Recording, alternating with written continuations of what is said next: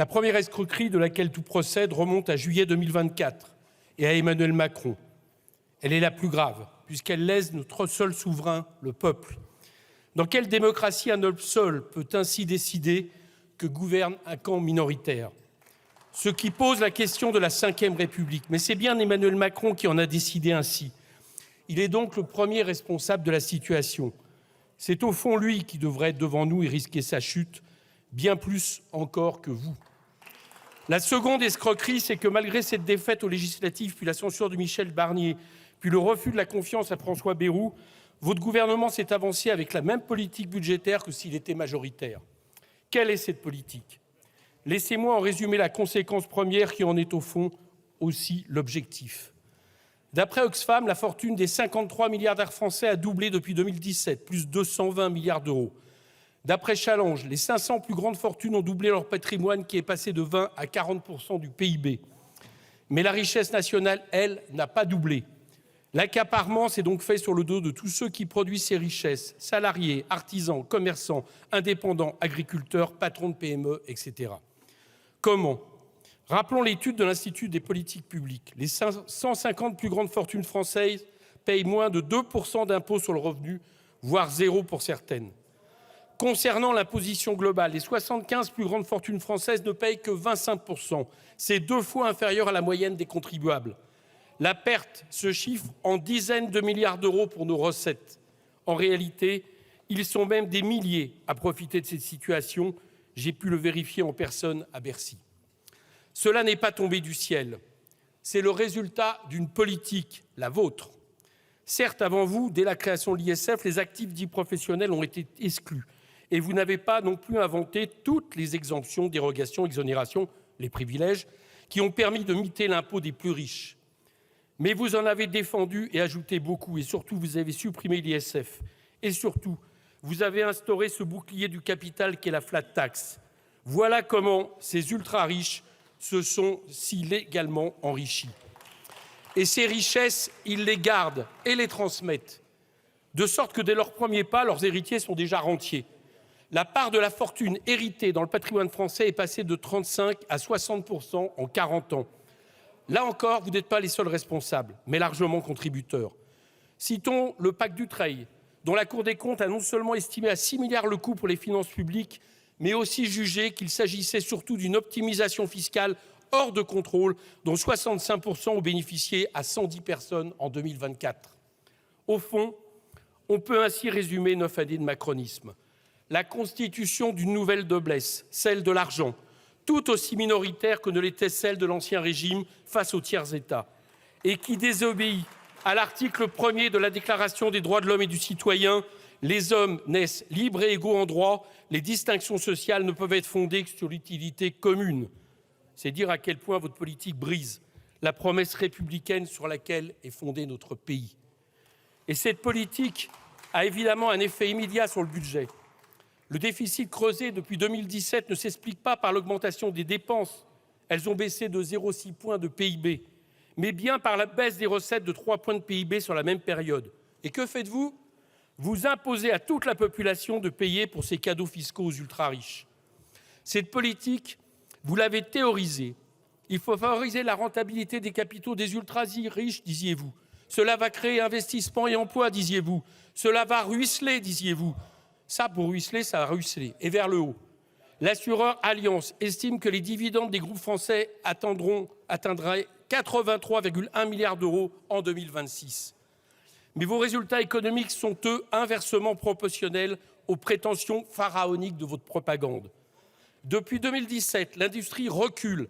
La part de l'emploi industriel est tombée de 16,4 à 15,4 et les faillites se succèdent jusqu'à 68 000 en 2025. Depuis 2017, l'investissement recule. Ramené au PIB, il a baissé de 0,4 points selon l'INSEE. Les conditions de vie reculent. Depuis 2017, avec 1 million de pauvres en plus, la France est même championne d'Europe de l'augmentation de la pauvreté. Votre budget pour 2026 ne va rien arranger. Pire, il nous place dans l'incapacité de répondre aux exigences de l'heure et de l'époque.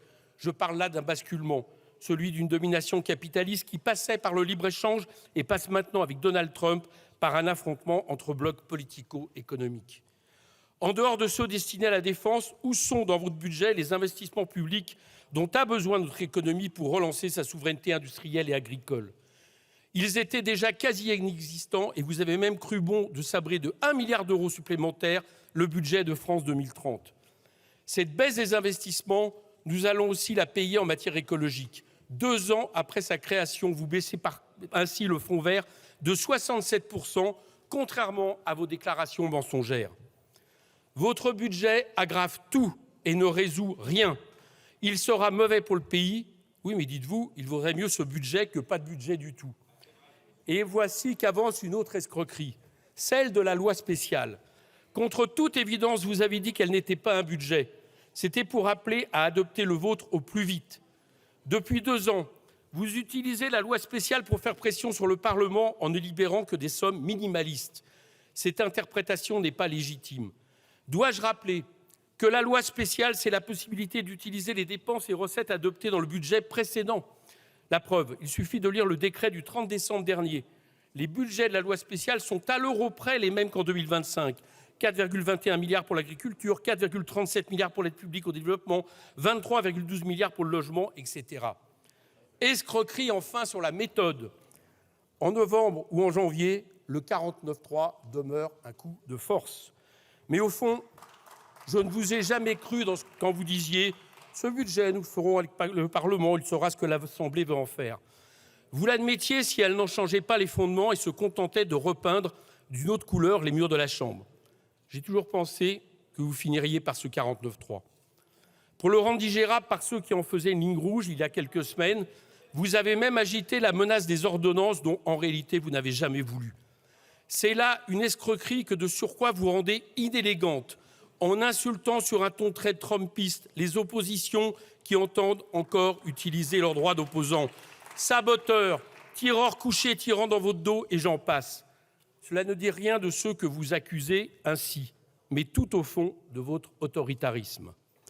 Ces insultes, vous les avez proférées lors de la censure pour votre inaction sur l'accord Union européenne-Mercosur. Je salue d'ailleurs notre groupe au Parlement européen qui vient de réussir, lui, à faire adopter par ce même Parlement une saisine de la Cour de justice de l'Union européenne qui suspend l'accord. Et ici, ce sont 30 voix qui ont manqué à votre chute. C'est peu, c'est le groupe socialiste. De ces parlementaires va donc dépendre de nouveau le sort de notre motion. C'est donc aux socialistes que je vais maintenant m'adresser. Olivier Faure a dit il y a peu que son parti était le seul à s'être monté utile dans la période. Utile, vraiment, voyons voir. Utile pour ne pas avoir censuré François Bayrou en février 2025 en échange d'un conclave qui n'a rien donné et 4000 postes d'enseignants toujours supprimés en 2026. Utile pour ne pas avoir censuré Sébastien Lecornu en octobre, évitant le retour aux urnes, ce dont nous voyons maintenant le résultat. Utile pour avoir adopté un simple décalage de la réforme des retraites, faisant ainsi voter pour la première fois à l'Assemblée le principe même du recul à 64 ans, sans compter près de 4 milliards de coupes budgétaires sur les hôpitaux. Utile pour prétexter des reculs gouvernementaux sur des mesures que de toute façon il n'avait plus dans sa musette. L'indexation du barème de l'IR et le maintien de l'abattement de 10% en faveur des retraités avaient déjà été votés au Parlement. Utile pour le repas à 1 € en faveur de tous les étudiants pour un coût de 80 millions d'euros, certes, oui, mais ils subiront 195 millions de coupes budgétaires sur 2 ans dans leur vie étudiante. Utile, une prime d'activité de 50 € de plus, certes, mais la mission Solidarité baisse toujours de 418 millions d'euros et la mission Travail de 25% en 2 ans. Utile pour 800 postes supplémentaires à AESH à 25 millions d'euros, mais tout le monde sait que tant que ces AESH n'auront ni un vrai statut ni une vraie valorisation salariale, ces postes seront souvent non pourvus. Et les 4000 postes d'enseignants supprimés, ils le sont toujours. Utile le renoncement à 200 millions d'économies sur les APL, certes, mais le budget du logement continue à diminuer de 714 millions d'euros. Vous jugez aussi utile, avec des baisses d'1 milliard d'investissements, de 100 millions d'euros sur l'audiovisuel public, des coupes budgétaires béantes sur l'APD, le sport, les associations, l'agriculture, la fonction publique, la culture, l'écologie, sans compter les opérateurs qui vont subir 2 milliards de coupes supplémentaires. Utile donc pour ces 22 milliards de coupes budgétaires sur l'État, la Sécu et les collectivités, ce qui monte à 30 milliards si on calcule en tendanciel comme le faisait M. Bayrou. Utile enfin pour le maintien de l'article 30 qui aggrave pour les étrangers, le coût des papiers et des demandes de nationalité, si directement inspiré du programme de l'extrême droite qu'il avait été battu ici dans l'hémicycle.